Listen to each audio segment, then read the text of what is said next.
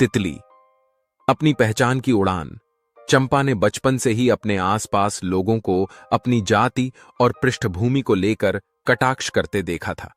जब भी वो अपने पिता के साथ गांव की गलियों से गुजरती, लोग नीची नजरों से देखते, जैसे उनकी परछाई से भी दूर रहना चाहते हों।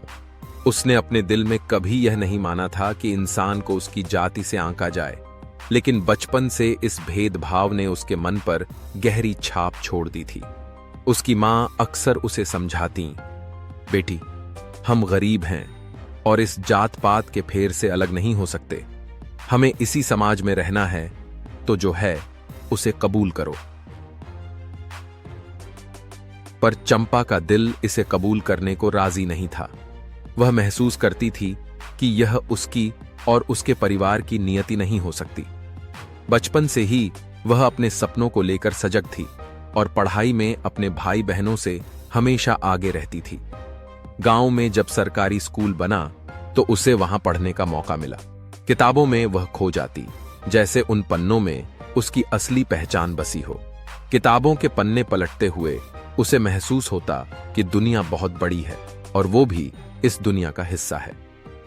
एक दिन गांव के ठाकुर के बेटे ने स्कूल में उसे जाति को लेकर अपमानित कर दिया। चंपा की आंखों में आंसू तो आए, पर उसने कुछ नहीं कहा। उस दिन से उसकी मां के कहे शब्दों ने उसके भीतर एक अजीब सी कश्मकश पैदा कर दी थी। घर आकर उसने अपनी मां से सवाल किया, मां, क्या हमारा जन्म सिर्फ दूसरों की सेवा के लिए हुआ है? क्या हम अपने सपनों को पूरा नहीं कर सकते? मां ने उसे ध्यान से देखा। उसकी आंखों में वही दर्द था जो उसने सालों तक सहा था। उसने धीरे से कहा, बेटी, हमारे सपनों की कीमत इस समाज में बहुत बड़ी है। हमें अपनी जगह पता है और हमें उससे ऊपर जाने की कोशिश नहीं करनी चाहिए। लेकिन उस रात चंपा ने अपने सपनों को मरने नहीं दिया। उसने अपने दिल में यह ठान लिया कि चाहे कितनी भी मुश्किलें आएं, वह अपनी पहचान खुद बनाएगी। स्कूल की पढ़ाई के दौरान वह अव्वल आने लगी। उसकी मेहनत ने स्कूल की प्रिंसिपल का ध्यान आकर्षित किया, जो उससे प्रभावित थीं। उन्होंने उसे आगे की पढ़ाई के लिए स्कॉलरशिप दिलवाने का निर्णय लिया। जब चंपा को यह खबर मिली तो उसकी आंखों में खुशी के आंसू थे। उसकी मां भी भावुक थीं, लेकिन उनकी आंखों में डर और उम्मीद का मिश्रण था।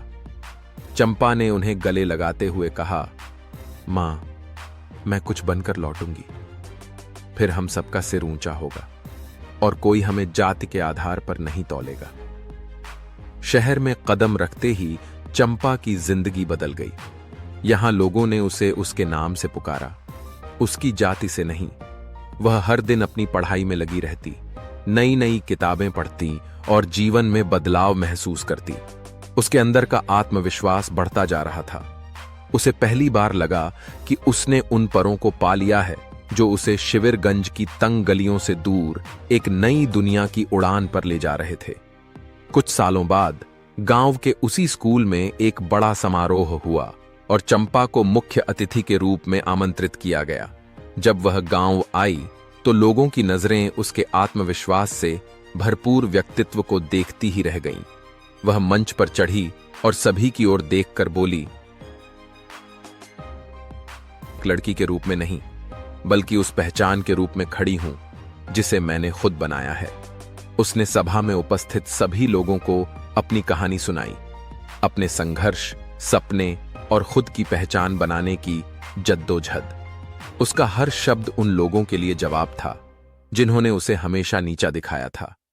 उसने अपने भाषण के अंत में कहा, हमारी पहचान को हमसे हमारी जाति या हमारा जन्म नहीं, बल्कि हमारी मेहनत और हमारे इरादे तय करते हैं। आज मैं अपने परों को खोलकर ऊंची उड़ान भरने का साहस पा चुकी हूं। आप भी अपनी तितली को उड़ान भरने का मौका दीजिए। गांव के लोग चुपचाप खड़े होकर उसकी बातें सुनते रहे और फिर तालियों की गड़गड़ाहट से पूरा स्कूल गूंज उठा। किसी ने सोचा भी नहीं था कि वही चंपा, जो एक साधारण दलित परिवार से थी, अपनी मेहनत और संकल्प से एक दिन ऐसा मुकाम हासिल करेगी। उस दिन चंपा ने सबको दिखा दिया कि तितली की उड़ान को कोई रोक नहीं सकता और अपनी मेहनत से हर इंसान अपनी पहचान खुद बना सकता है।